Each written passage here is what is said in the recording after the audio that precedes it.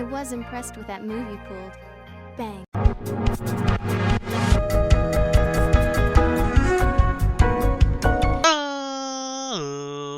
Ladies and gentlemen, boys and girls, children of all ages, it's me, it's G, it's Double MD, the undefeated, undisputed YouTube champion. That's right, it's the Maverick, Mark Daniels, here with another tier list. This time we're going to be ranking all the United States champions from WWE. We're not including the NWA, WCW, or WWF title reigns.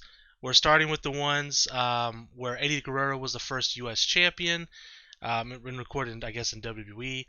And there's about 50 superstars here, so there's quite a bit to get through. I'll try to go through these fast, unlike my Impact one that we did yesterday that was almost an hour and a half long. But this is a continuation of our celebration as we get ready for WrestleMania this weekend. WrestleMania kicks off tomorrow. I might do a predictions video for NXT and then one for WrestleMania. I'm just kind of continuing this WrestleMania wave here. Maybe expect that tomorrow because NXT starts Saturday afternoon, like literally noon.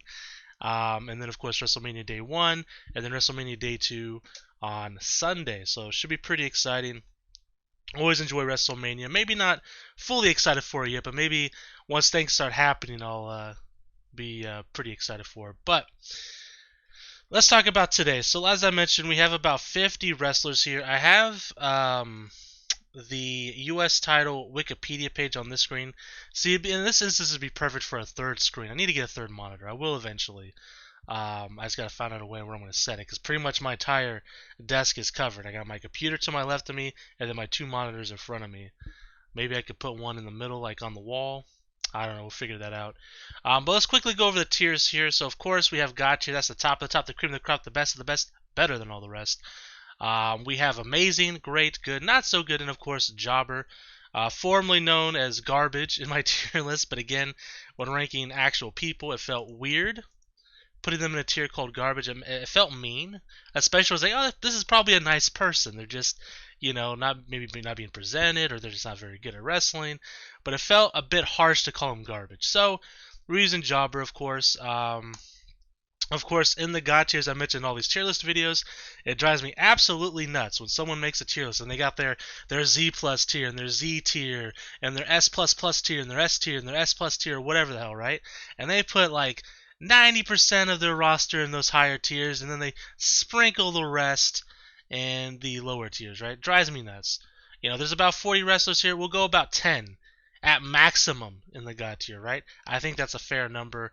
I'm not going to try to force 10, but there's some legendary names here, right? Some big names here in wrestling that I'm going to have to...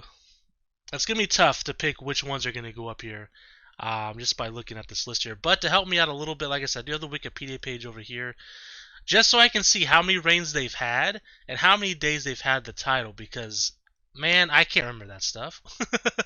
There's just no freaking way. The only thing is, I'm not sure if the number of reigns on this Wikipedia, it's including, and I think it is because I'm looking at Eddie Guerrero, which is the first one. It says he has 2 reigns here, or this is his second reign, I'm guessing. And I'm guessing that's including WCW. I never watched WCW. I've actually never seen an episode of Nitro or Thunder. No specific reason other than I wasn't a fan of WCW as a kid. I was a WWF guy, It was us versus them, much like it is now with AEW and WWE. Although I don't have a side in that fight, I like both. But back then as a kid, screw WCW. Goldberg, that was a Stone Cold Steve Austin knockoff, right, to me as a kid. So I never really watched it. I mean, it's all on the network or the Peacock app that we have now. It's not, we don't have a WWE network here in the States anymore. But I thought maybe one day I'll watch through some of the Nitro and Thunder just to kind of see what it was all about. I know about some of the high points, but in terms of actual title reigns and stuff, I have no idea. But anyways, Eddie Guerrero had 2 reigns, so I'm gonna have to be careful with the amount of reigns that I see here for some of these WCW guys. But anyways, it looks like they have it in alphabetical order except for Matt Riddle, or just Riddle now. He's not. He lost Matt along the way, I guess, the name Matt. I should also note, too, that this is not a completely updated list. I scoured across the internet here on Tier List Maker. I went through several different U.S. title tier lists. This was the best one I found. None of them were up to date. None of them were up to date. We're missing 2. We're missing Damian Priest, and we're missing Finn Balor. So we're going to do those now. Unfortunately, I can't add them to this list. If I could, that would be amazing. And I just don't have time, because making these tier lists, especially with this many wrestlers, because I have to resize the pictures, try to find PNGs with no background, or remove them myself. And that stuff takes a lot of time. I just don't have the time to do that right now. So we're just going to live with this one. So I'm just going to kind of use your imagination a little bit for Damian Priest and Finn Balor, okay? So just try to remember where I put them here. So Damian Priest's reign, I think, was actually pretty good overall before he lost the title to Finn. Although losing to the title to Finn after such a build-up on a random Monday Night Raw, not great, but they really built up Damian Priest to the point where I could see him winning a world title the next year or so very easily. So I'd put him in great, probably. Maybe near the top, I'm not sure. I'd have to tell you that after I'm making my list, maybe if I remember to do so. But let's just say he's in the middle, right? In the middle of great. Finn, who just won the title pretty recently, like 2 weeks ago. And I didn't see this myself, but I heard that he was on Main Event, which is, for those who don't watch wrestling on a regular basis, it's literally like a dark match. Like they put it on before the actual show starts for the crowd, and pretty much they just usually put like nobodies on that show. To put your U.S. champion on that show with no advertising, like if they were advertising like, okay, we're going to try to put some focus on Main Event, sure, right? But they don't do that at all. They don't mention it at all. And he was just on there as the U.S. champion. It doesn't sit well with me at all. So right now, Finn, I wouldn't put him in jobber because I love Finn Balor. I think he's great. I would put him maybe not so good for now, but hopefully by the time his reign is over, we can put him in great, maybe even higher. Also, I should mention this too before we get actually started here. The reason why I chose the U.S. title is because as of right now, Finn was on Main Event from what I understand, which pisses me off. Secondly, there's no U.S. title match at WrestleMania. They got all these celebrity matches and multi-man matches. They couldn't find a spot for the U.S. title. Why couldn't have Finn won the U.S. title at WrestleMania against Damian Priest? I don't know. Crazy idea, right? Would have been sweet. I like Finn Balor. And I like the U.S. title. I love the design of it. The new U.S. title looks great. I'd love to see it be featured more. Same with the IC title. That's why we're probably, if I can find a decent tier list, we'll do the Intercontinental title tomorrow, just to kind of give those titles some love. Since WWE's not going to do it, I'll do it. We'll see what happens. But anyways, let's get to it. So AJ Styles, the phenomenal one. Let me look at this Wikipedia page here. I don't remember how many times he's had. He's had it a couple times, right? Yeah, he's had it 3 times. A total of 134 days, it looks like. As U.S. champion, I remember him having some good matches, but also having some kind of underwhelming matches as well, right? So match quality was At this point, I mean, AJ has definitely, obviously, slowed down a little bit. It happens with age, especially his style of wrestling was more of a high flyer. He's a technical wrestler too. He's really good at that stuff as well. But a lot of his offense, like the phenomenal forearm, for example, or doing like a 450 springboard or the spinal tap, things like that, he's well known for. He obviously doesn't do nearly as much, and there's nothing wrong with that. He's still a great wrestler. Promo-wise, AJ maybe hit or miss with the promos. I think he's cut some really good promos, but then he's also cut some promos that are like, maybe he's not feeling it today. I don't know. But AJ Styles is one of my favorites of all time. I love AJ Styles a lot. But as far as his U.S. title reigns go, I think his reigns overall were pretty good, pretty positive. But you figure, man, 3 reigns and there are only 134 days total. I mean, that's pretty common for WWE. I'm looking at like kind of just scrolling down these title reigns. Not high numbers at all, right? Like very low amounts of days, right? They like the hot potato, especially the mid-card titles, quite a bit. It's only been recently that they've been having longer reigns with the Universal title, for example, in Roman Reigns. So I'm not going to hold that against him either. I want to say AJ Styles because he is pun intended, a phenomenal wrestler, and his reigns I think were overly, for the most part, positive. I remember him having some kind of weaker matches. They get some really good opponents. Sometimes things just don't gel.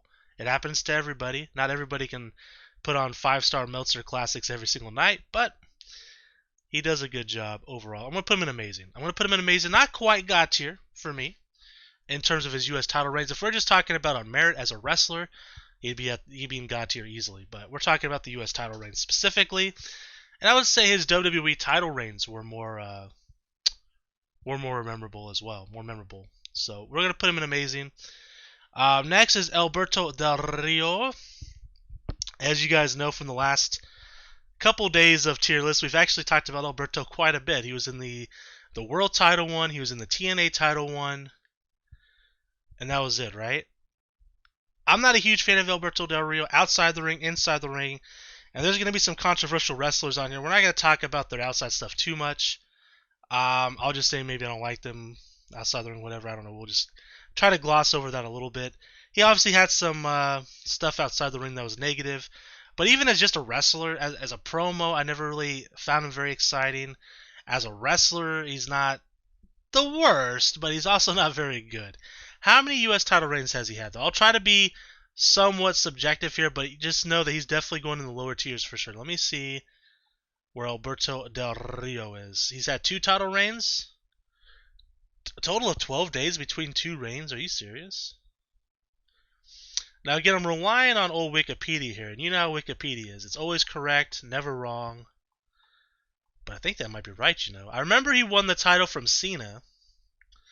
When Cena was having that open challenge and he was having these bangers of matches against some of these guys, and it was like, man, he's doing incredible. And oh, maybe that's just that one title reign was 12 days, not a total of 12 days.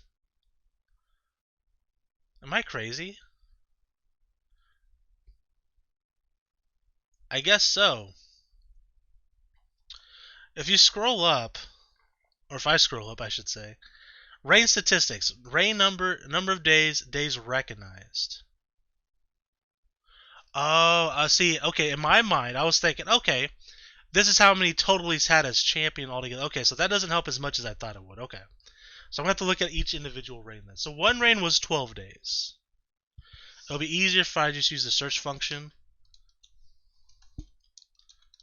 You just might hear a ping every now and then.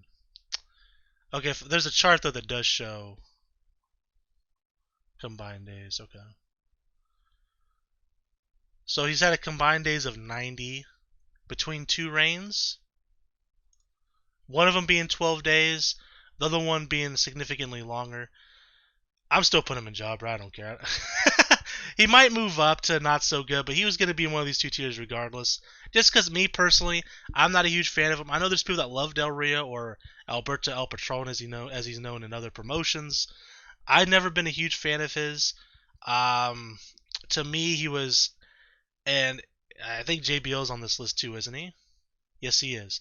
He was JBL light, and I was already kind of, as a kid, not a big fan of JBL's gimmick. I just wasn't into it. The best part of Del Rio's act wasn't Del Rio at all. It was Ricardo Rodriguez, his announcer. He was great. Del Rio, not so much. All right, so let's talk about Andrade El Idolo, as he's known in AEW, or just Andrade. What was his name in NXT? It's been a while. Andrade. It's not Cero Miedo. That's Pentagon. But it was Zero something, wasn't it? Cien Almas, that's what it was. Andrade Cien Almas, right? I like Andrade as a wrestler. I think he's really good. How was his title reign? How long was it? Andrade. He held the title once, but for 151 days. I wish it would say how many title defenses he's had, but still, that's a pretty lengthy reign, all things considered. As a wrestler, he's really good. Hasn't wrestled too much in AEW yet, so I'm hoping he gets, to put on some banger matches so people can really see how good he was. In NXT, he was awesome. It's just, it feels like, because a lot of people are down on him right now, right? Like, oh, he's kind of overrated. He hasn't done anything in AEW. He didn't do anything in WWE. I don't know. I was always a fan of Andrade in NXT. But, title reign, pretty decent reign as champion. Only one reign, but that's fine.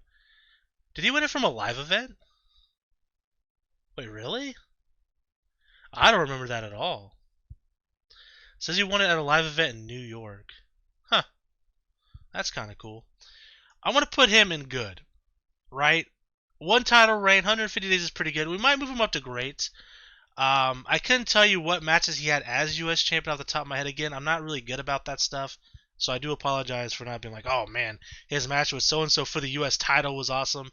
But in WWE itself, he had some good matches, and NXT especially. But obviously, that doesn't reflect the U.S. title reign. Obviously, could have done more in WWE. Looking forward to seeing more from AEW with Andrade. Let's move forward. We got a lot of people to get to. I need to go through here a little bit quicker, or I'm gonna be winded by the end of this video. We have Apollo. I like Apollo. He's a great athlete.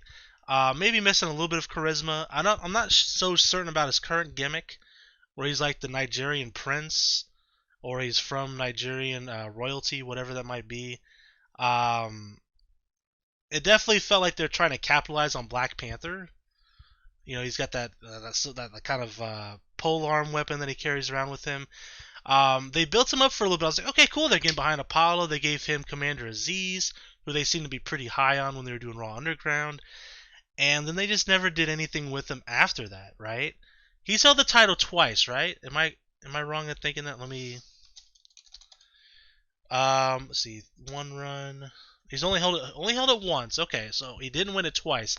Maybe I was thinking the IC title. Maybe I was thinking the Intercontinental title. 97 days, so for about 3 months. That's a pretty solid reign.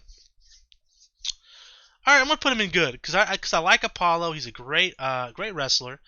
Charisma-wise, could maybe use a little work. As a heel, he was doing much better work than he was as a babyface. Seems like he might be more of a natural heel, even though he does a lot of flashy, high-flying things, which you would think kind of fits a babyface more, but it works for him. So you know what? I'd like to see more from Apollo. Hopefully, at some point they give him another run, or they'll release him and he'll go somewhere else. Either way, I just want to see more Apollo. Next, we have Baron Corbin. I think this is his only title belt he's had in WWE so far, which is pretty crazy to think about because WWE are obviously very high on Baron Corbin. He's had several different gimmick changes already through his career. Yeah, it was a 70-day reign.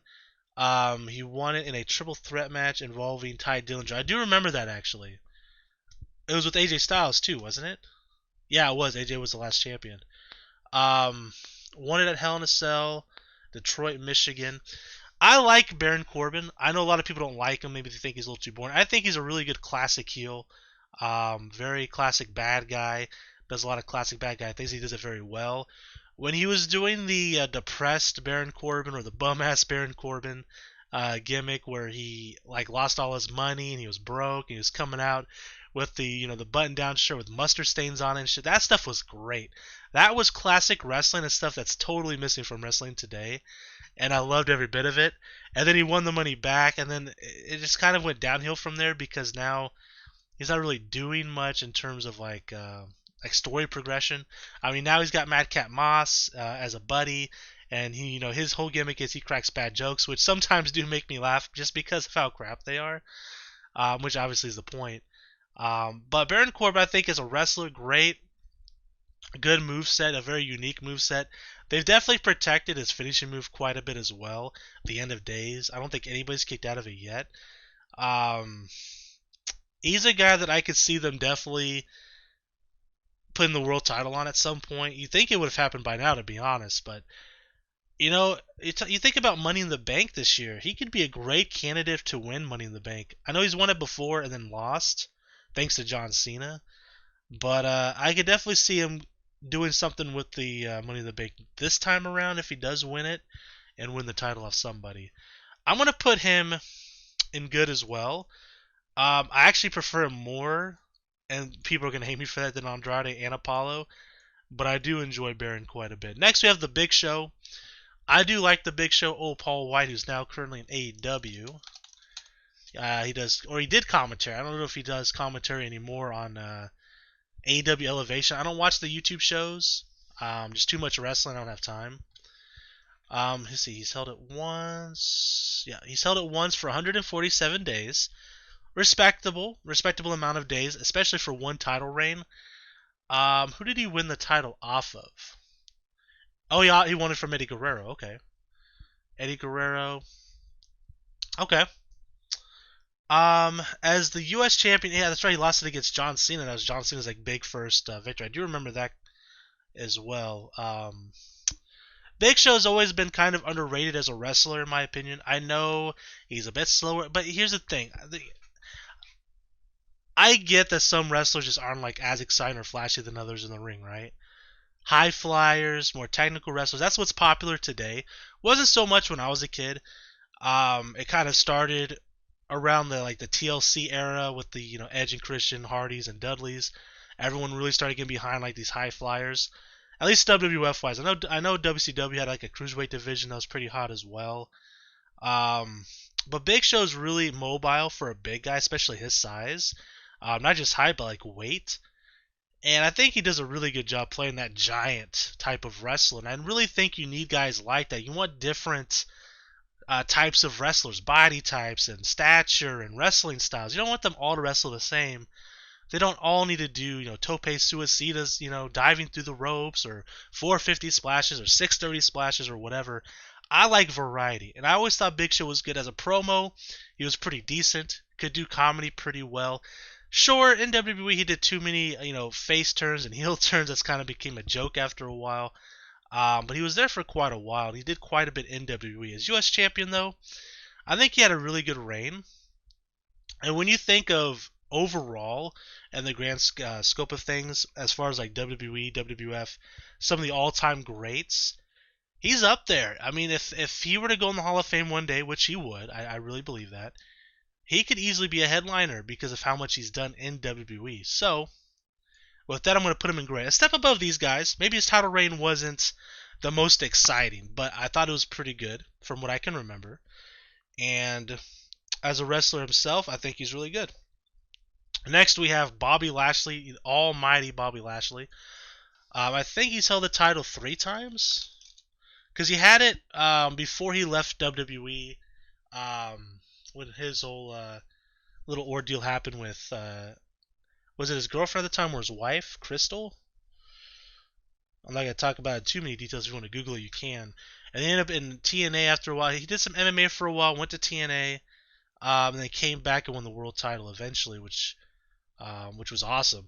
So he's had 2 title reigns. Okay, so he's had 2 title reigns. Again, I might be thinking the Intercontinental title for a third reign in there somewhere. He actually won it from Apollo Crews, who we talked about earlier. Had 175 days of the second title reign. The first title reign was 49 days. Not as impressive. Lost it to Finlay, of all people. That's pretty funny. I remember him. I remember the reigns pretty well. I remember him, before he left WWE, maybe he wasn't nearly as good as he is now as a wrestler. Promo ability's always been on the weaker side but that's where MVP came in as a great manager for him in this current run that he's had. I think Bobby's awesome. Again, I would put him a step above these guys here for sure. And personally, I'd put him above Big Show. I almost want to put him in amazing. I'm going to put him in amazing because I think, especially this time around, his title reign was really good, and it really set him up into a position to really feel like a major threat to win that WWE title. And that's what the U.S. and Intercontinental title should be for, right? That stepping stone to get to the next level. And somewhere along the way, they kind of lost that. But anyways, next is Booker T, who I think only held the title once, at least in WWE. He may have held it in WCW. WCW. Okay, so he held the title in WWE. Actually, he's held it a couple times in WWE. Okay. So the first reign was 68 days, 35 days, and 40 days. So all fairly short reigns, about a month or so. I remember the series that he had with a certain somebody we can't mention, Chris Benoit. I think that was over the U.S. title, was it not? Was it a best of 7 with Benoit? I think it was a best of 7, and I remember that being really, really good. Let's see. He won one of the titles from Benoit, and then it got vacated because it ended in a double pinfall. Oh yeah, here it is right here. Booker T faced Chris Benoit in a best of 7, winning the first 3 matches. Then Randy Orton substituted for Booker due to injury. Interesting. Well, I remember the Best of 7 series, and I remember liking it quite a bit with Booker T. I thought that was kind of like a big like breakout moment for him in WWE. Obviously, people that were familiar with him in WCW already knew what he was about. He's a former five-time WCW champion, and then eventually won the world title in WWE, which we talked about a few days ago. But the U.S. title again helped him get to that position, and I thought his reigns overall, while maybe short, were pretty good. And with the amount of reigns he had, I think he's definitely deserving of being in. I'll put him in the amazing tier. And I'm going to put him above Bobby Lashley by just a hair. Bret the Hitman Hart. Now, you see Bret the Hitman Hart U.S. title, you're thinking, oh, God tier, right? Well, keep in mind this is the WWE, not WCW. I'm assuming he won it in WCW as well. I can't imagine he had a short run in WCW because it kind of got cut short. Yeah, he did win it a couple times in WCW. Okay, cool.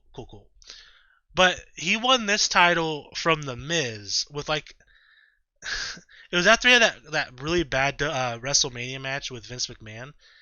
I don't remember exactly how he won it, but it was a no disqualification. I felt like John Cena or somebody helped him win the title. Am I crazy in thinking that? Here, let me look real fast. Bret Hart wins U.S. title WWE. The Miz faced off against Bret, and the match that was made after Tyson Kidd beat The Miz, earning him a Hart member, a shot at the U.S. title. Let me just quickly refresh my memory. It's been a while. Free Toyota ad. You're welcome, Toyota. I'll take my check in the mail. Yeah, you got Miz in the sharpshooter. Yeah, he got help from not Hart Foundation. Was it Hart Legacy?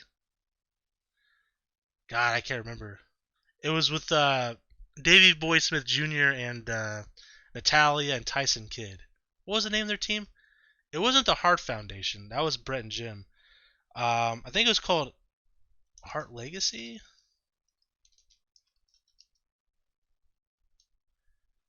Let me just. Now I'm going completely off topic.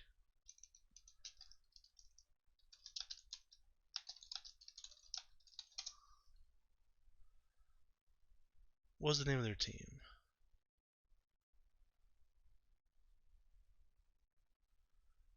I thought it would be easier to look it up this way, and of course I cannot find it.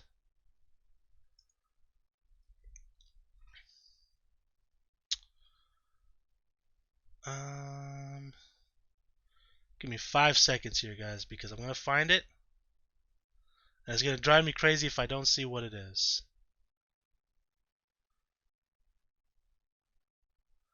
That's him in OVW. Hart Dynasty. That's what it was. Hart Dynasty. Anyways, Bret Hart title reign. I'm gonna put not so good just because he won the title and vacated immediately. Had helped to win the title. Honestly, should be down here. Yeah, I mean, I have to be fair. Even though it's Bret Hart and everybody loves Bret Hart, myself included, one of the greatest of all time, I have to put him in jobber status. I'm sorry, just because of the way he won the title and the way he just vacated it. And it's no fault of his own. And it was an okay moment. Honestly, would prefer to see Tyson Kidd just win the title, especially since Tyson never won a singles title in WWE before he had to retire. All right, so let's move on because I'm taking a lot of time here to go through all these wrestlers. How much time have we used up so far? Probably like 30 minutes. Yeah, about 30 minutes. Carlito, Caribbean Cool. I remember this quite a bit because I remember he won the title from Cena. I think this may have been his debut. Or was that the Intercontinental title? It was like near the beginning of his like debut in WWE. He did beat John Cena for the U.S. title. In Boston, Massachusetts, which is what they always claim is John Cena's hometown when they go there, even though he's not from Boston. So 42 days as champion. I like Carlito a lot. If I didn't, I wouldn't be cool. So he would spit in my face because he spits in the face of people who don't want to be cool. I like Carlito. Good promo, good wrestler. Now as a body guy, dude's shredded. If you guys have seen him recently, he was in the Royal Rumble. Was it last year? His title reign wasn't exactly the best, but I'd say it's probably on the level of like Apollo Crews and Andrade, maybe a bit lower than Corbin. But I like Carlito a lot. Next, we have Antonio Cesaro, who's just known as Cesaro. Well, not anymore. He's out of WWE. Just left. Who knows what his name's gonna be on the Indies? If he's going to the Indies or what he's doing. But Claudio Castagnoli is what he was known before WWE. That's what everyone assumes he's gonna be. Let's call him Cesaro because obviously that's who he was when he won this title. I don't remember this title too much. It was around that time he was doing like a rugby gimmick, and he was speaking 5 languages. Let's see. He held the title for 239 days, which is pretty impressive. Won the title on a pre-show, though, which is kind of disappointing. Didn't realize they were even doing pre-shows at that time, because that was quite a while ago, right? That was 2012. Man, it's crazy. It's been 10 years, huh? And he never really had a good title reign. I mean, he had some good tag team title reigns, but didn't really have like a good solid singles run after that as well. Which is kind of sad because the guy's uber talented. He's stronger than he looks. I mean, the guy's is a freak of nature. You know, he did that Andre the Giant Memorial Battle Royal where he picked up the Big Show and tossed him over the ring. I mean, after that, you thought they would have done something with him. And then he also had the feud with Roman recently. Well, with Seth first, then Roman, and then just kind of just disappeared again. It's damn shameful because the guy's amazing in the ring. And honestly, as far as promos go, maybe not the best promo, but he has actually a lot of charisma. I remember watching him on Up Up Down Down, the YouTube channel that Xavier Woods or Austin Creed runs or ran. He doesn't really update it too much anymore. But the guy has a ton of charisma. He's funny as hell. Loves his dad jokes, which are always a good laugh. But as far as his reign goes, I would say it's a step above these guys here. Just from length alone. I know he had some great matches as U.S. champion. I'd love to know how many title defenses he had, because I don't know off the top of my head. But you know what? I'm going to put him in great because he is great. He's Cesaro. And damn it, he deserves something. And we're going to put him in great. I'll put him above the Big Show. I'm not even going to talk about him. We're just going to throw him there. You guys know who he is. You guys know what he's done. Doesn't matter. He's at the bottom of the barrel. Alright, next we have Chris Jericho. Now, I know he's held the Intercontinental title, 9 times? U.S. title, though, I couldn't tell you how many he's had. He's had 2 reigns. The first one he won from Roman Reigns, had an 83-day title reign. I think that's when he was hanging out with Kevin Owens. Yeah, it was. Before the Festival of Friendship. Lost it to Kevin Owens. Kevin had it for a month. Then he dropped it to Jericho again. And then won the title 2 days after he had lost it. So Jericho had a 83-day reign and then a 2-day reign. Won the title at Payback, then lost it on Tuesday Night SmackDown. That sucks because if you just looked at that first title reign, that's a solid reign. Although he won the title in a 2-on-1. That's right, he did win the title in a 2-on-1 handicap match against Roman. I was looking at that, I was like, really, he beat Roman for the title? That's kind of... At that time, Jericho wasn't really being used as like a main eventer at all. He was actually just kind of like comedy sidekick to Kevin Owens. Now look at him. First ever AEW champion. That second reign of only 2 days really hurts him a little bit, to be honest. Again, if this was just based on merit as a wrestler, got here easily. But taking into consideration that second reign isn't very good. The first reign looks like it was really good. I remember him in the Festival of Friendship with Kevin Owens. The match at Mania was pretty good. Should have been for the Universal title. But of course Goldberg had something to say about that. I'm going to put him... I definitely think that his first run...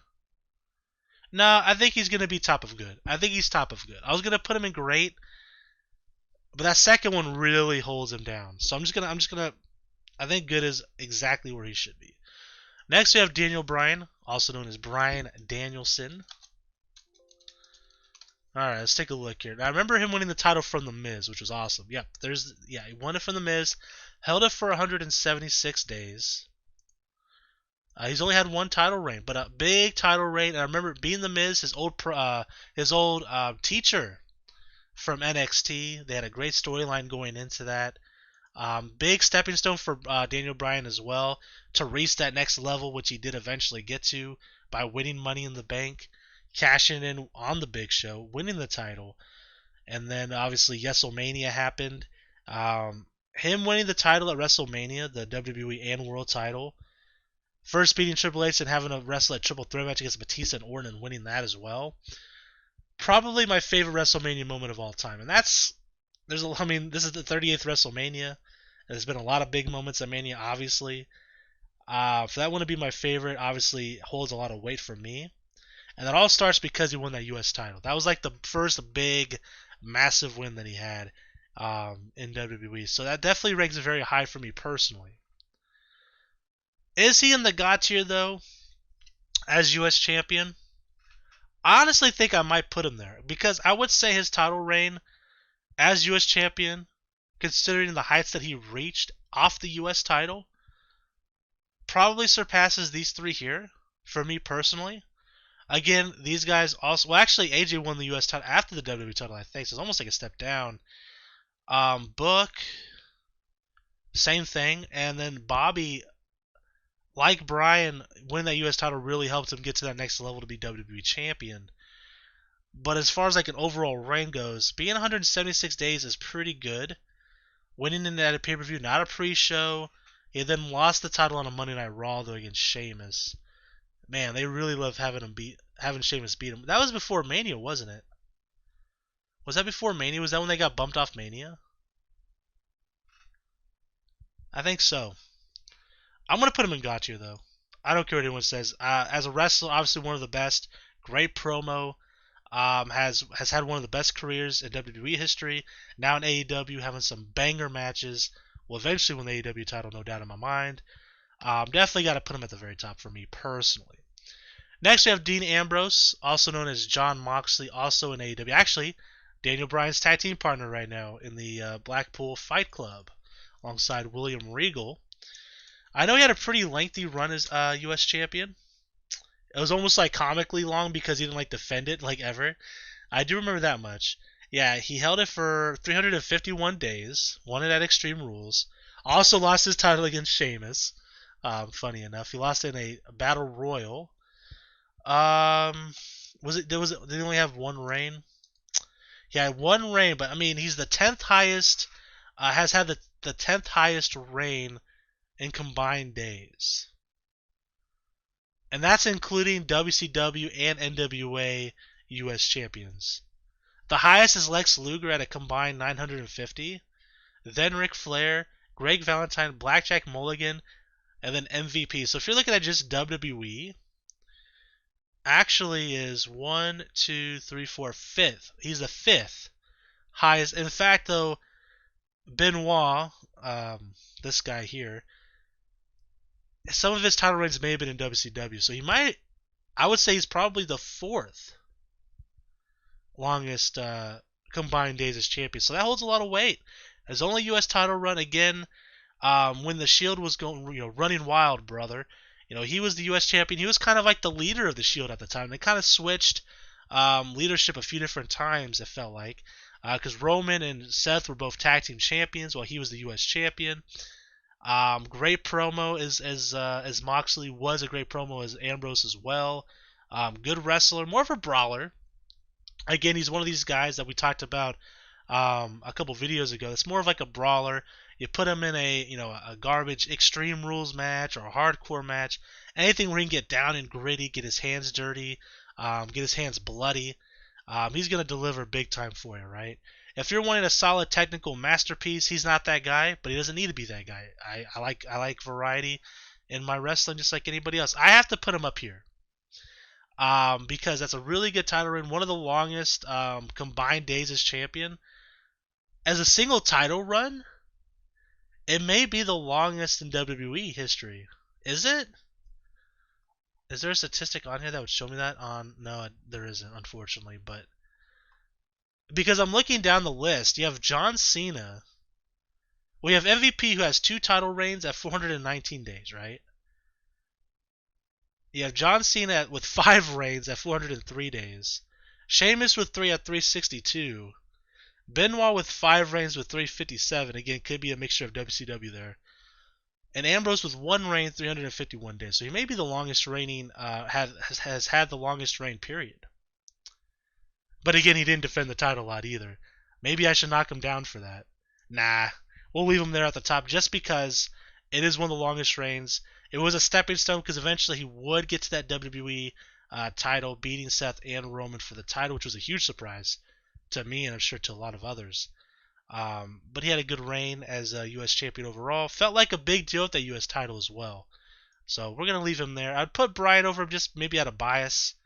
But it's cool to have those two there since they are now currently tag team partners. Next we have Dolph Ziggler. I'm very high on Dolph Ziggler, as you guys probably know. Maybe more so than a lot of people are anymore, just because he's been around for so long, and they kept doing a thing where they were gonna push him to the moon, and then they just don't quite do it. He's had 2 title reigns, the combined days of 191. Let's take a look at those reigns real fast individually. So his first title reign, he won at Capital Punishment in Washington, D.C. He beat, it looks like, Kofi Kingston. I do actually remember him wrestling Kofi quite a bit for the title back in the day. Oh, that was the reign where he lost against Zack Ryder. He had a long reign, 182 days. And I remember him losing against Zack Ryder was a big deal. I was a huge fan of that. And Ziggler, I think he wrestled twice tonight, didn't he? Didn't he have a tag team title match and then also the U.S. title match? I believe so. His second reign, he beat Corbin. He was actually the one that beat Corbin, but only at 90. Oh, that's right. He then vacated the title because like his contract was up. Isn't that what it was? Yeah, he vacated the title after he left the title, and then he came back in the Royal Rumble with no like nothing, and then they just did nothing with that. It was actually they did that so many times with Ziggler, where they'll do something big with him, and then just nothing comes out of it. So weird. I forgot about that. That does hurt him a little bit. I'm going to put him in great. I'm a big Ziggler fan. I'm going to put him... That second reign hurts him a little bit, so I'm going to leave him in the middle of great, but he had a great run. Let's be honest. Next is Eddie Guerrero. A lot of people's favorite wrestler. I'm a big Eddie fan. I loved his work as Latino Heat, obviously. His first title reign was in WCW, so we won't count that one. But his other reign, he was the first WWE U.S. champion. Let's see, it was reactivated as an exclusive title to SmackDown. He defeated Benoit in the tournament finals. I remember his reign being pretty good. He held the title for 84 days, almost 3 months. Lost it to the Big Show, actually. I do remember that match as well, which was pretty good. I mean, what can you say about Eddie? He's one of the best. You know, good promo, charismatic as hell, great wrestler, one of the best. Man, the title reign was pretty solid. I mean, it was only for 3 months though, so I don't know if it's quite got here. Even though Eddie himself would definitely be up there, if it was just based off merit. Would I say his title reign was worse than Ambrose? I mean, I can't remember specifics of every title reign. I don't have that kind of memory. I wish I could in this instance, though. I wish I could remember all that stuff. I'm going to put him in amazing, and I'm going to put him near the top. He was the first, though, as well. You only get one first. Ah, man. I'm going to put him in God tier. As U.S. champion, I'm going to put him in amazing. We're going to put him at the top of amazing, and I'm just going to move on before I change my mind again. Next is Fit Finlay. I'm a big Finlay fan. I like his work. He's only U.S. champion once, I believe. Yeah, I believe so. 49 days. He won it against Bobby Lashley. I do remember that. Only held it for 49 days, though. Lost it against Mr. Kennedy on a random SmackDown. That kind of brings him down a little bit for me. I'm going to put it in good. Just because I'm a Finlay fan. Maybe he should be a not so good as his title reign. But I want to put him in good because I'm a fan. Jack Swagger. This one might be more controversial. I'm kidding. Could you imagine? Now, I like Swagger. I know a lot of people don't like him. I know he's not the best promo. I mean, comically, not the best promo. He's got some really interesting promos, right? As a wrestler, he was an amateur wrestler. He's an all-American American. He's a great athlete. He's in MMA now as well, also in AEW with Jericho. In his group, he was in the Inner Circle. Now he's in the Jericho Appreciation Society. I think that's what it's called. He does great as like heavy muscle for that group. I was a fan of his, as I mentioned when we talked about the world title. When he was in ECW, the newly branded ECW, I thought he was good, and he had some good matches over there. Nothing like groundbreaking, no 5-star Meltzer classics, but I thought he was alright. I was like, okay, this guy could be something, and they tried. They tried a few different times, and it just quite never really worked out. As U.S. champion, let me look at his reign real quick. I thought he was pretty decent as U.S. champion. He held it for 49 days, won it against Zack Ryder. That's right, did beat Zack Ryder for it. Has the same length of reign as Finlay. Probably, I would say not as good of a wrestler as Finlay, though, if I'm being honest. He had some good matches as champion. I remember he lost against Santino, again on another random Raw in Boston, Massachusetts. I gotta put somebody in not so good, but I don't really want to put him in there. Let me look at this list real quick. Is there anybody else I could put there? I'm seeing a couple people. Man, I think I might have to put him here. Even though I kind of like Swagger's. No, I liked him. You know what? We'll put him at the bottom of good. I'm gonna put him at the bottom of good. Next, we have JBL. The guy, like I said, I wasn't a huge fan of JBL as a kid. In fact, I stopped watching SmackDown when he won the world title as a kid. Now, as I'm older, I probably would appreciate his gimmick a bit more because I would probably be able to actually understand it. Let's see. John Bradshaw Layfield, he had one title reign. It was 51 days. I'm assuming that was before he won the world title, the WWE title. If that was the case, it would have been a stepping stone. Let me look at JBL real quick. Let me see when he won the WWE title. Because that does make a difference to me when talking about U.S. title reigns specifically. Because again, as I mentioned before, it's what these titles should be made for, right? As a stepping stone to get to that next level. And again, it feels like we've kind of gone away from that, but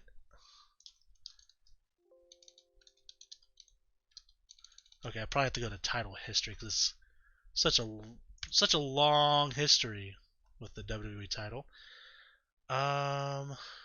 List of WWE champions. Now let me look up Bradshaw. Alright, so Bradshaw won the title. Actually, no. It's a reverse thing again. Okay.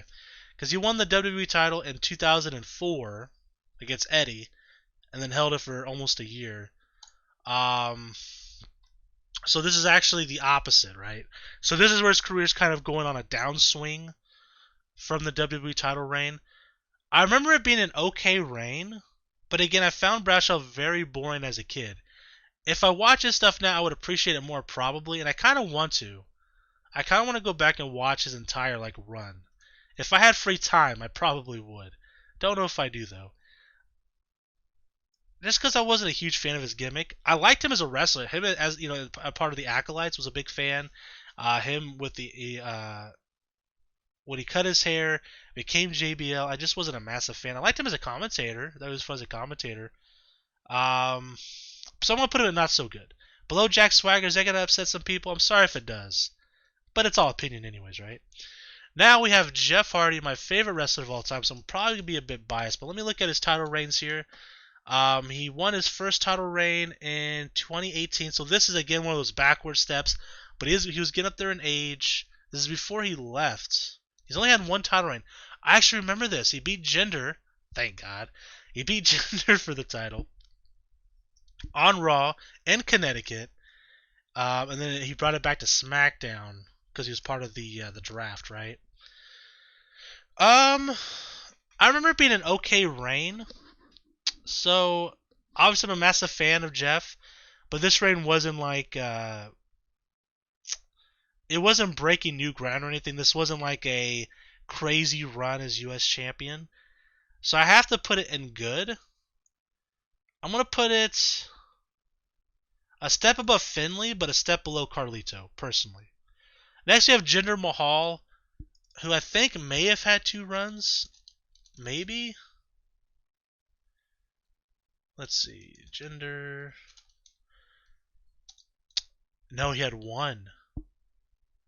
Oh no. And it was only for 8 days. Oh no, Jinder. They hindered him. How could they? I'm sorry, but that definitely, you know what I mean? Like it has to, right? That's bad.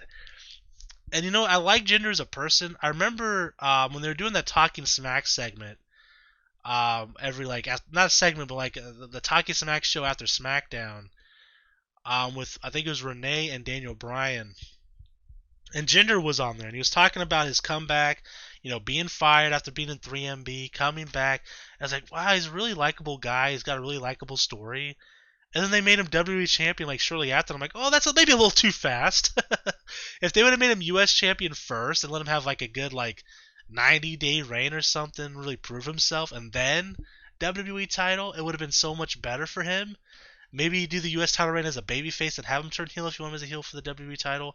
I don't know, but man, did that WWE title just not that reign just did not work, and the U.S. title reign did not work either. Only 8 days. Why did I think you've had it twice?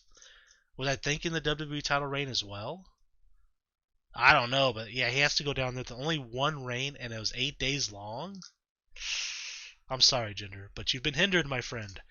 Next, we have John Cena. Burr, burr, burr, burr. How many titles? I mean, he's going. I mean, let's be honest. Honestly, he goes up here and he's at the top, right? Has to be. But how many reigns has he had? And we'll talk about him a little bit more here in a second. So John Cena, U.S. title. He won the one from the Big Show, won one from Booker T. All right, so here we go. So John Cena held his first U.S. title for 114 days. Again, a situation where there's a stepping stone, right? Because he won that U.S. title, made that spinning U.S. title, which was pretty cool. He also won the U.S. title again from Booker T. Only had a 2-day reign, though. Lost it against Carlito. So maybe I was right on Carlito's debut, winning the title from him. I remember he winning the title very quickly after he debuted. Then John Cena won it back, had a 105-day reign. So low reign, like a low amount of days, but a couple high-day reigns there. We go down the list. Then we have him beating Rusev at WrestleMania. That's right, 147 days. That was the reign where he was having those open challenges, the matches against Sami Zayn, Kevin Owens. Those were some great matches. Lost the title against Rollins for a month. This was a winner-takes-all match. Rollins had both belts for a minute.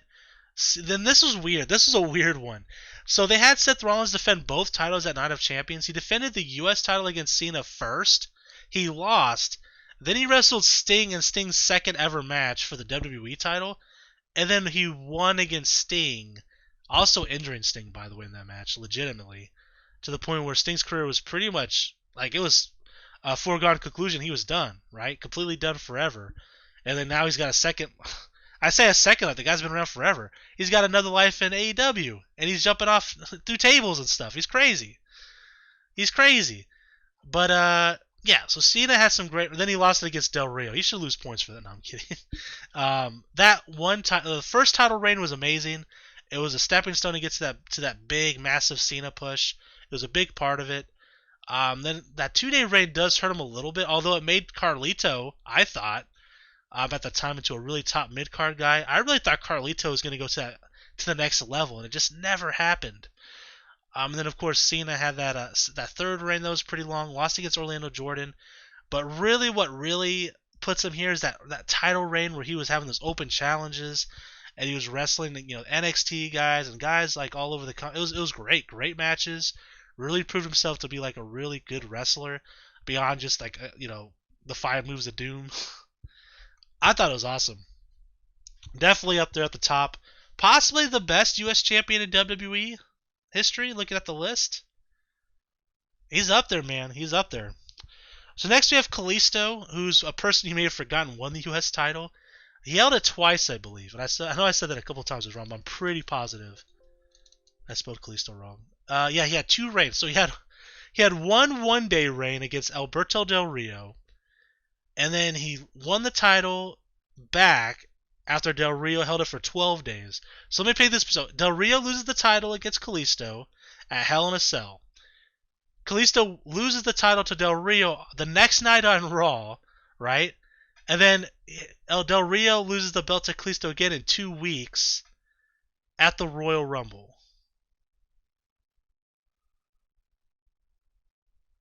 Wait. Yeah. Yeah. Crazy. No, Del Rio. Okay, I read this wrong. So Del Rio won the title at Hell in a Cell from Cena after Cena was doing, the open challenges and stuff. Del Rio answered that challenge, won the title. Kalisto won the title against Del Rio on Raw, but then lost the title the very next night at SmackDown. That's why it confused me, because SmackDown's now on Fridays. At this point in time, it was on Tuesdays. That's where I got mixed up. So Del Rio won the title on SmackDown, and then lost the title against Kalisto 12 days later at the Royal Rumble. Then Kalisto had a 119-day reign, lost it against Rusev. So he had one really short reign, one decently sized reign. I like Kalisto, or Samurai del Sol, as he's known on the indies. I think he's an incredible luchador. Not a great promo. Infamously had the Lucha Things promo where, for those who didn't see it, it was like during the draft.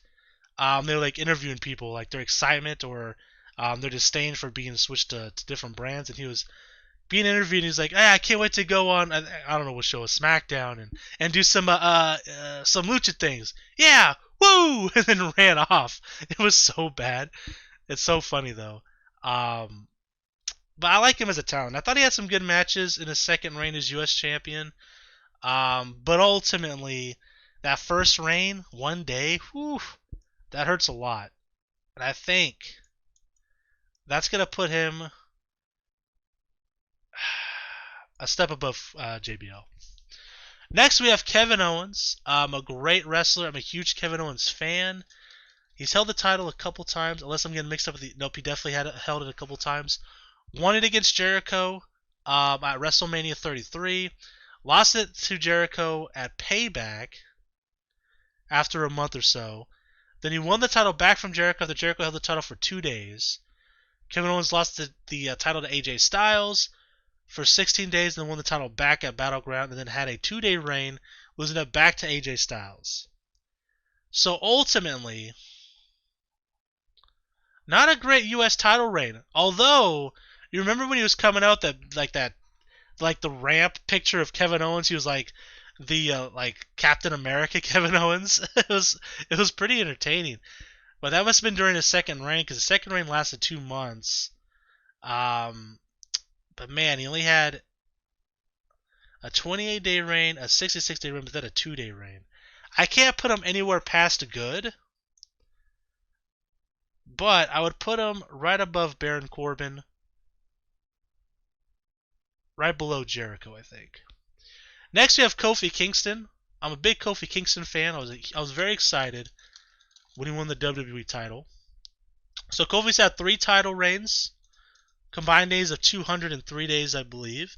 His first reign, pretty long, 126. He won it against MVP, and on Raw, not on a pay-per-view, which is kind of a bummer. Lost it to The Miz on a random episode of Raw as well. That reign was where he lost it to Bret Hart, The Miz, that is. Kofi then won the title again from Sheamus at Extreme Rules, had a 49-day reign there, losing against Ziggler, who we mentioned earlier. Won the title again against Cesaro, ending Cesaro's 239-day reign. That was on a random episode of Raw.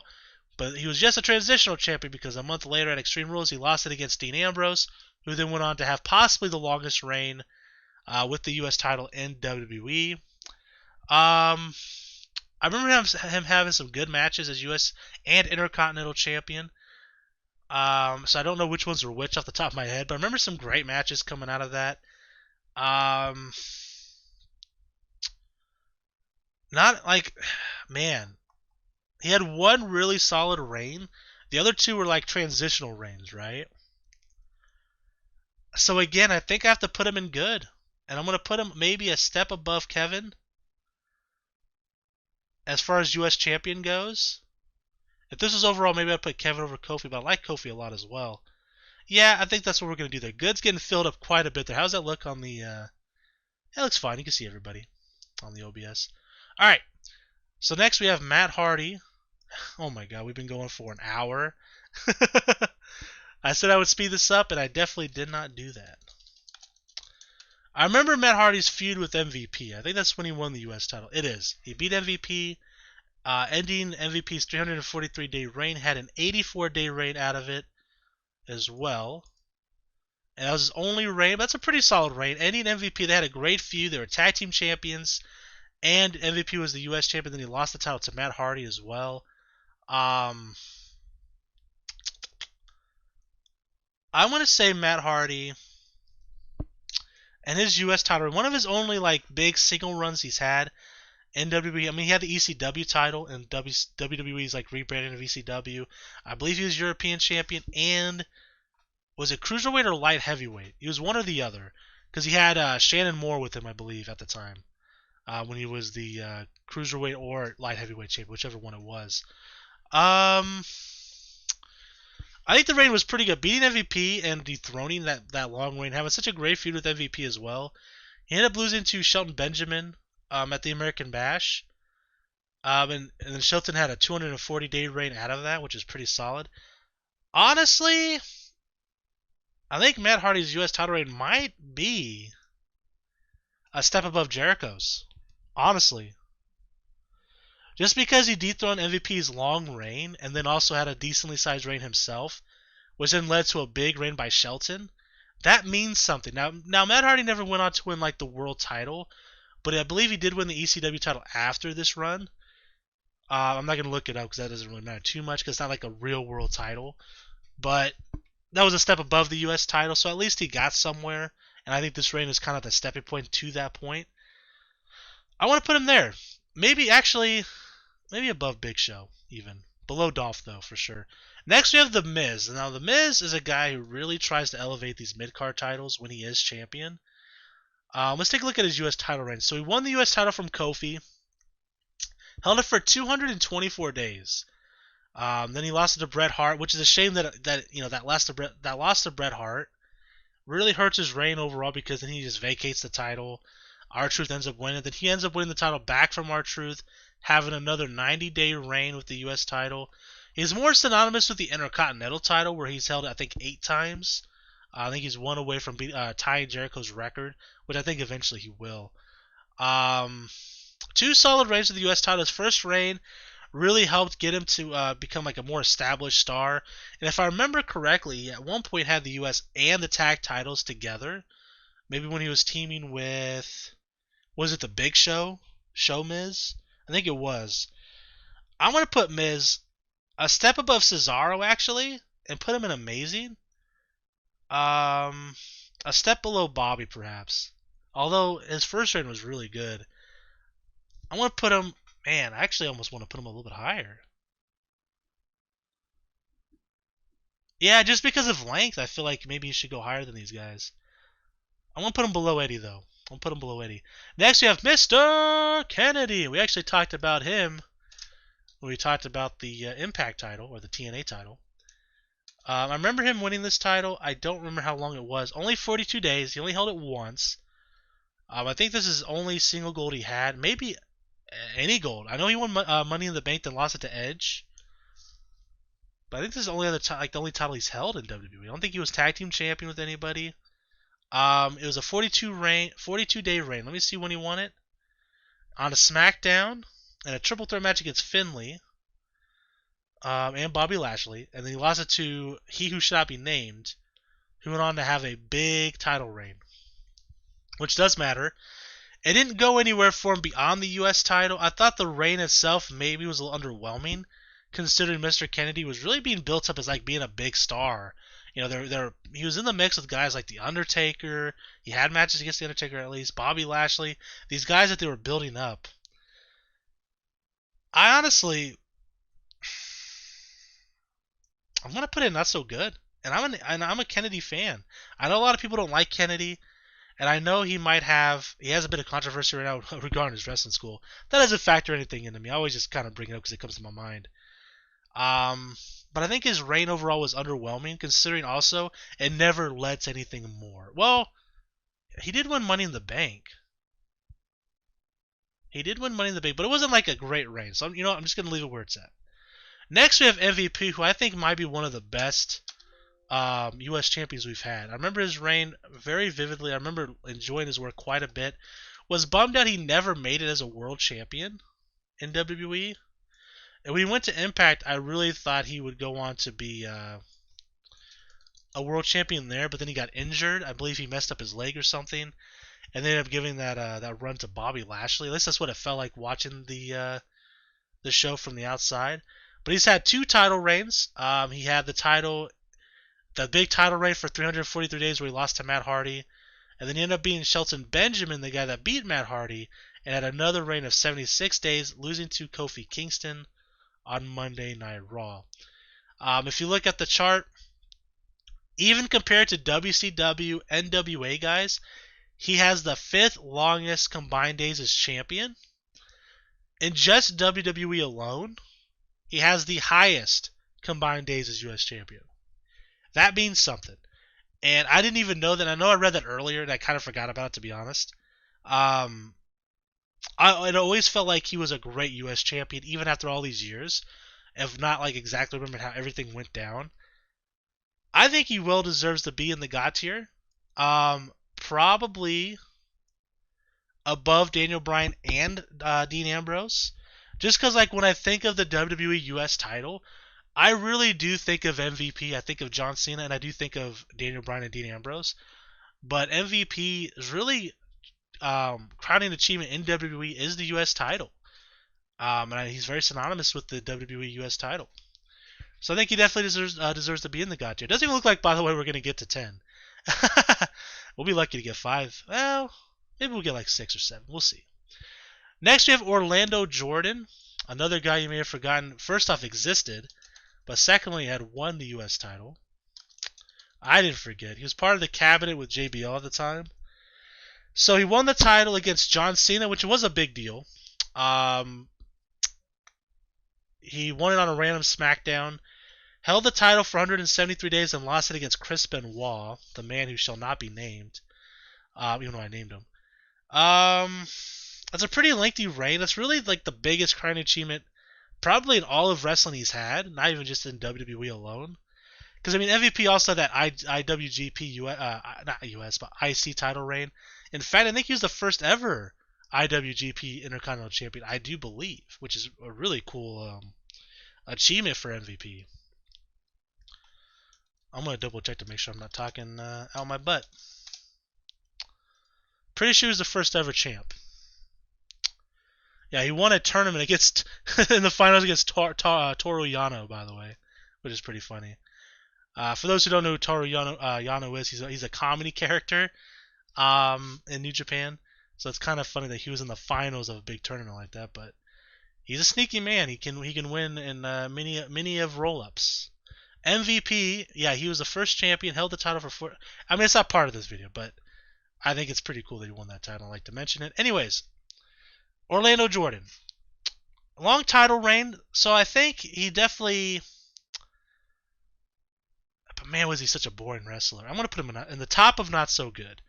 Solid reign in terms of days, but match-wise, he just didn't do it for me. R-Truth. A man who should have been the WWE champion, should have won the title at Capital Punishment against John Cena. I don't care what anybody says. The man was on fire.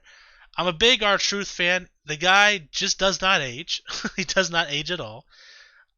So he won his first U.S. title on Raw. Again, actually, it was vacated when Bret Hart vacated the title. Then he lost to The Miz after 21 days. His second reign was also short. He won it from Shinsuke Nakamura, who had a 2-day title reign. From the Royal Rumble, won it on SmackDown against Shinsuke. Held the title for 35 days and lost it against Samoa Joe. And that's pretty much it. Which is a shame. He should have had a lengthy title reign. And I'm a big fan of R-Truth, and it hurts for me to do this. But the fact that he was pretty much... Both his title reigns were transitional championship runs. And they weren't necessarily that memorable. I'm going to put him in good. I'm going to put him above Swagger and Finlay, below Jeff Hardy. Next, we have the Viper, Randy Orton. I think he won the title from Rude, didn't he? Bobby Roode? Yeah, he did. Beat Bobby Roode at Fastlane. Only had a 30-day reign, and that's his only U.S. title reign, which is pretty crazy to think about. Again, and then he lost it against Jinder. Oh, my God. And Jinder held the title for 8 days. I remember that now. He won it at Mania. That's a really bad reign for Orton. I mean, Orton's one of the best of all time, period, but in modern times especially. But that U.S. title reign is not very good. Oh, man.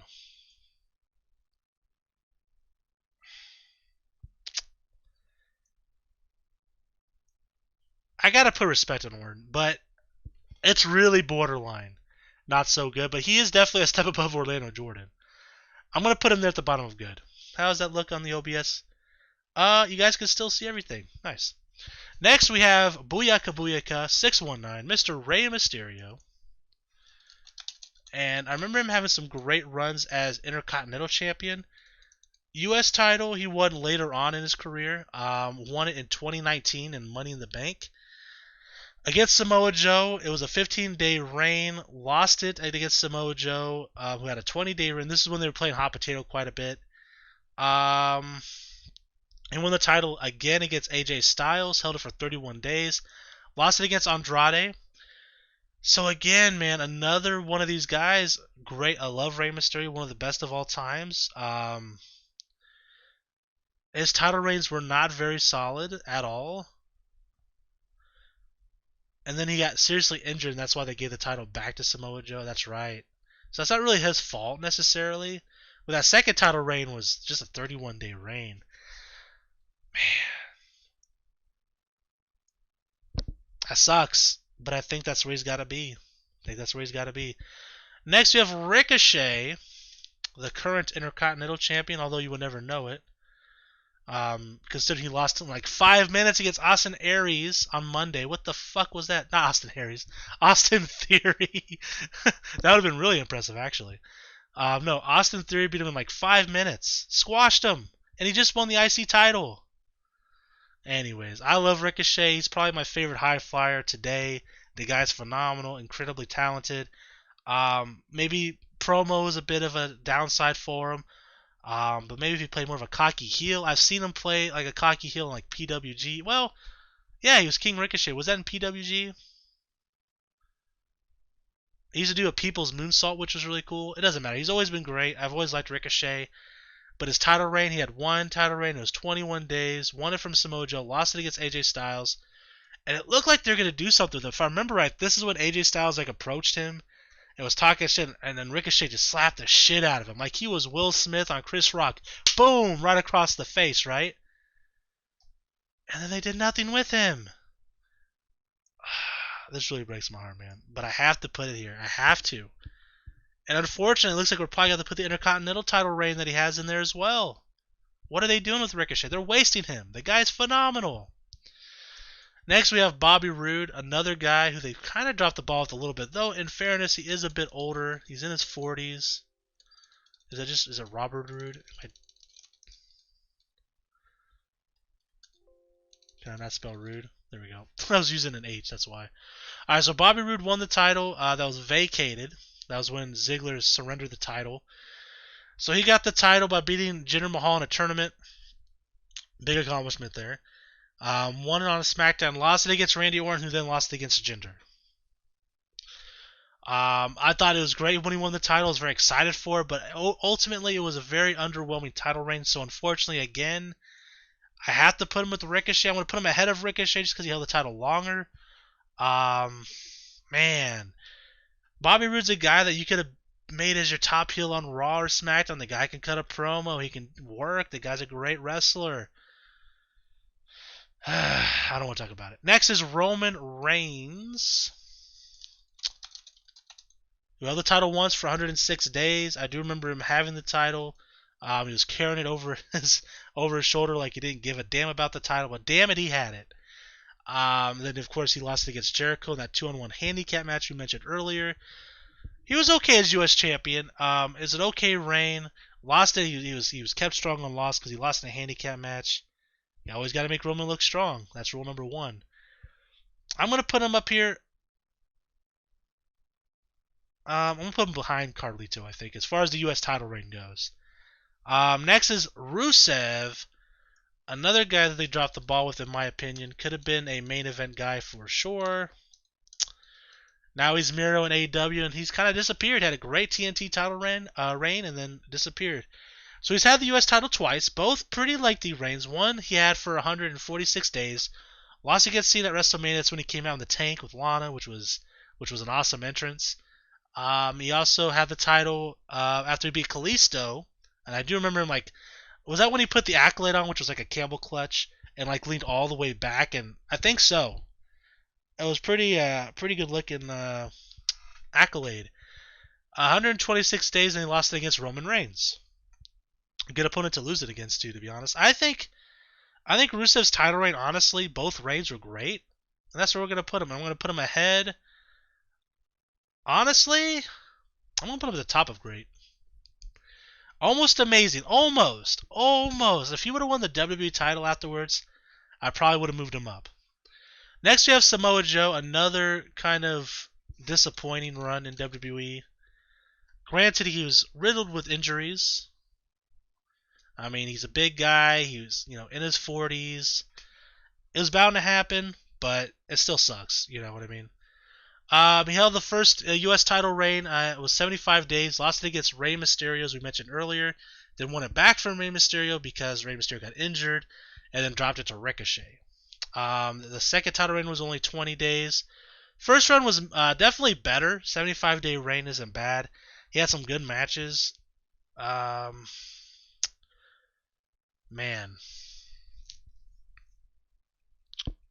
I'm going to put him in good. As U.S. champion, probably better than Orton and Rey Mysterio's reign.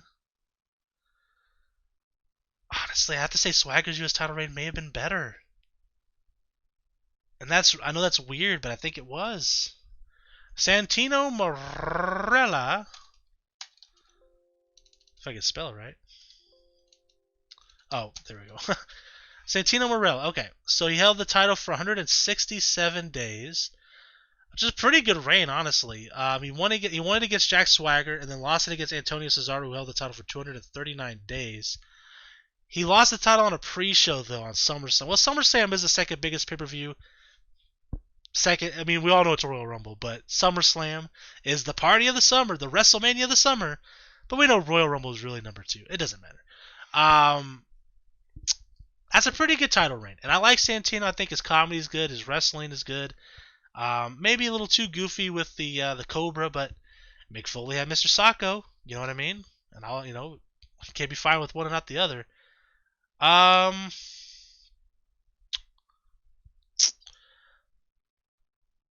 want to put it in. Man, I kind of want to put it in great. That's a pretty long reign. And, his reign as Intercontinental title is also pretty memorable.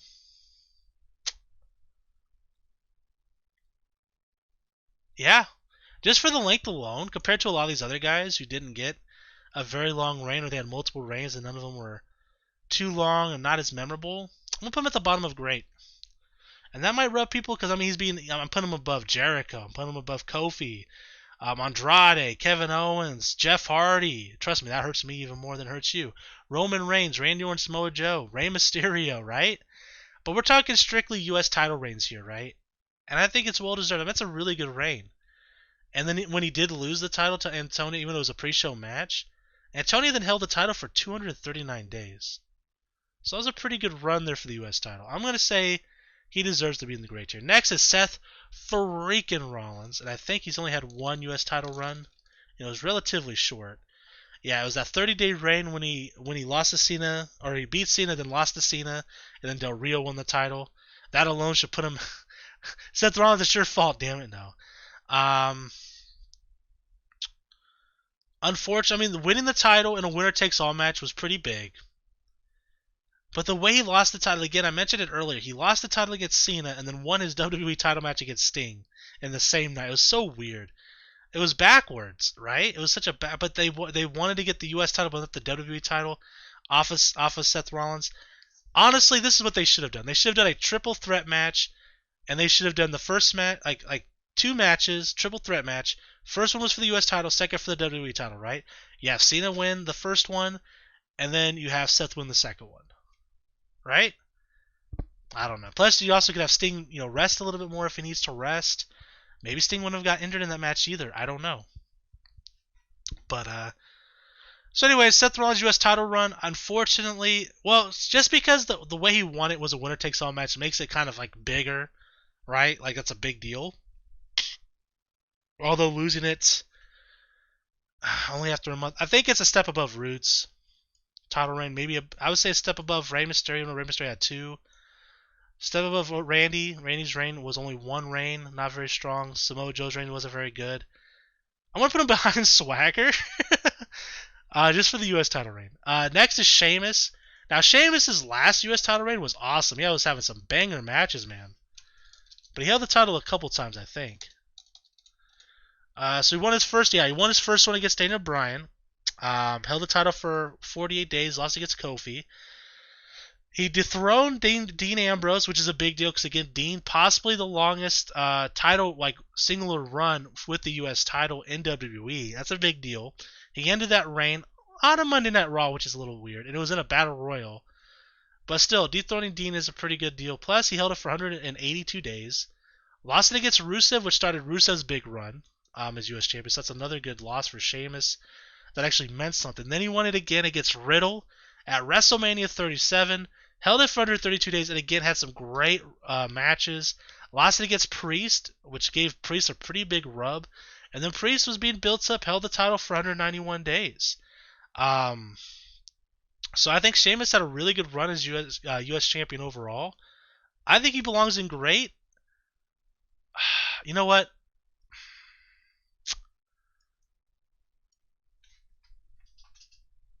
What if I just do that?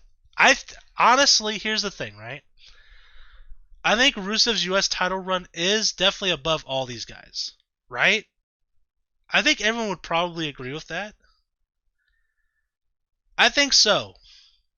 I think it definitely deserves to be up here. And Sheamus as well. I think is a step above these guys.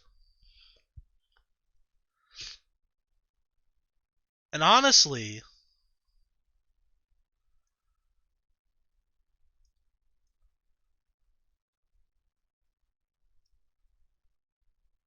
I kind of want to do that. Next is Shelton Benjamin, who had a great title run as U.S. champion. Held it for 240 days. Yeah, it was a really solid run. Lost it against MVP, who then held the title for 76 days. Won at the Great American Bash. This is definitely Shelton's like peak in WWE, and really could have gone on to do something bigger. And if he would have done something bigger, probably would have moved him to God tier. But I think he's going to go in amazing, and I'm going to put him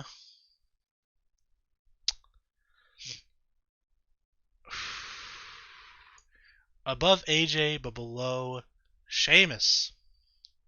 I like how Rusev moved up a lot. I really had to think. I was like, you know what? Rusev had his first title win was really strong, really strong. The second one wasn't as good, but it was still pretty good. And Sheamus had some really good U.S. title runs. Anyways, we're almost to the end here, guys. Shinsuke Nakamura, a guy who had a really long title reign but didn't defend the title for ever. 156 days as U.S. champion in his first run. He beat Jeff Hardy at Extreme Rules, and then lost it against Rusev, and then won it again on the Royal Rumble kickoff show, but only held it for 2 days in his second run and lost against R-Truth. So his first run was pretty good, second run not so much. They really fumbled the bag with Shinsuke here for sure. And I think, was that after he won the... That was after he won the Royal Rumble, right? Because he won the Royal Rumble... Well... Was it in 2018? He won the Royal Rumble in 2018. Yeah, he won in 2018, so he had the U.S. title. He got this U.S. title after that Royal Rumble. After WrestleMania. So this is kind of like his,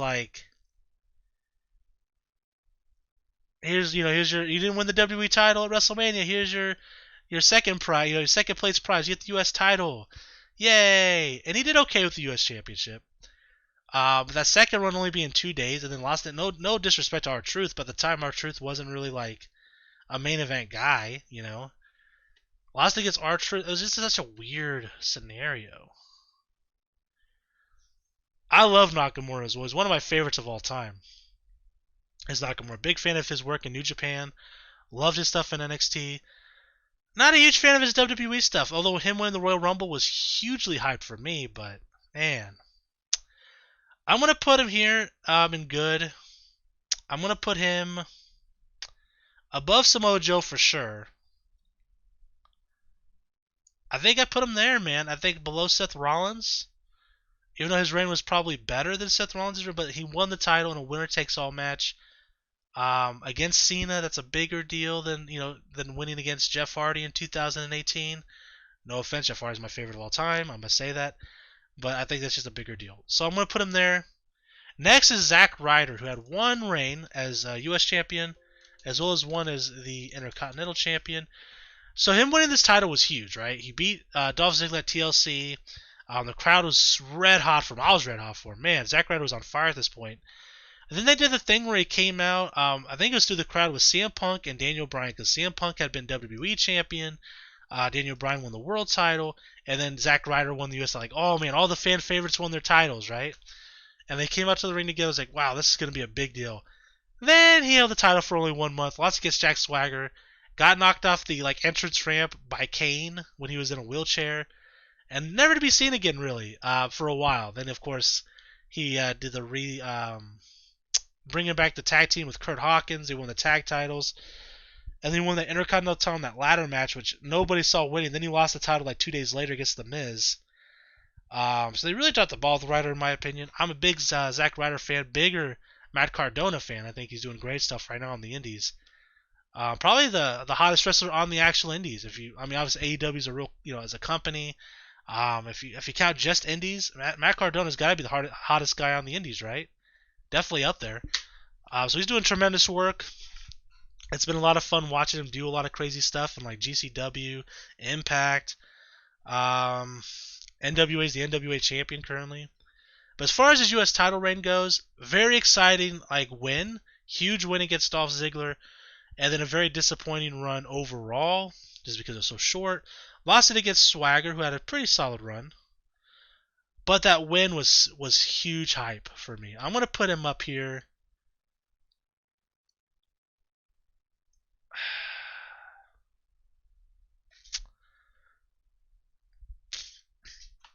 Above Jeff Hardy.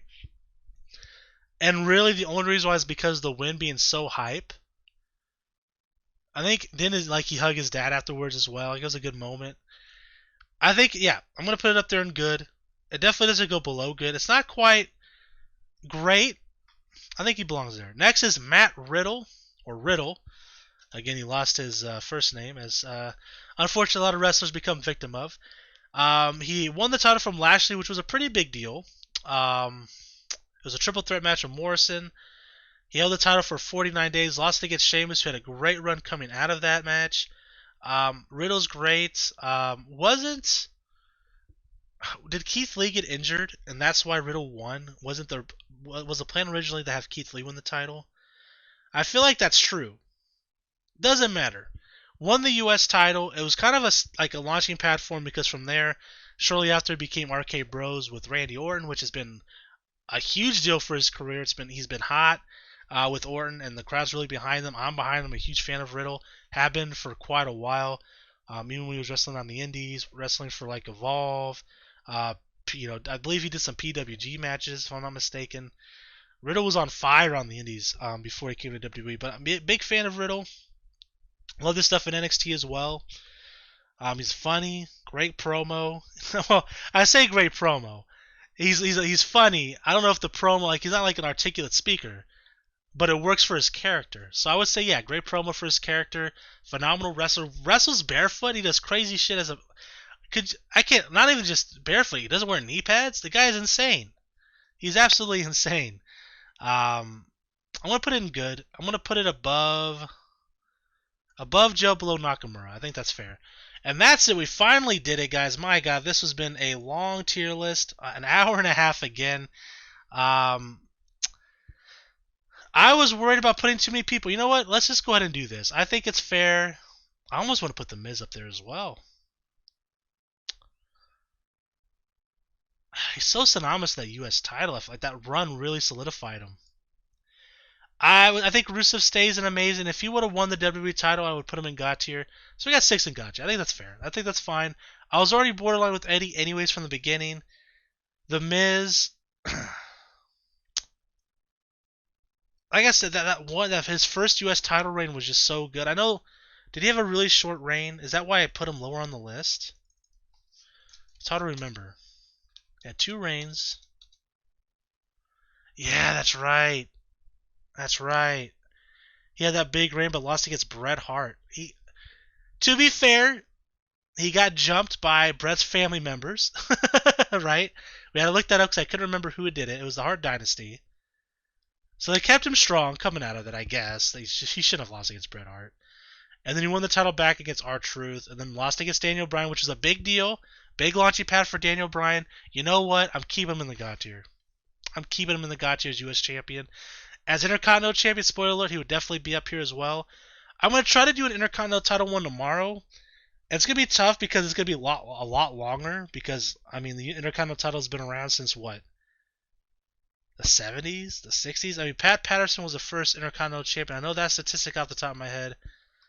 Let me look at it real quick. It came around in 79. And yes, Pat Patterson was the first champion. I'm not going to know some of these guys. So I'm going to have to I'm going to have to cheat a little bit. And I'm going to have to rank some of these legends that have these titles based solely off their title. How long they held the title, how many reigns they've had. Because I didn't watch Pedro Morales. I've never seen a Pedro Morales match in my life. I'm not going to lie to you guys. And I'm not going to go and watch all his matches. I ain't got time for that.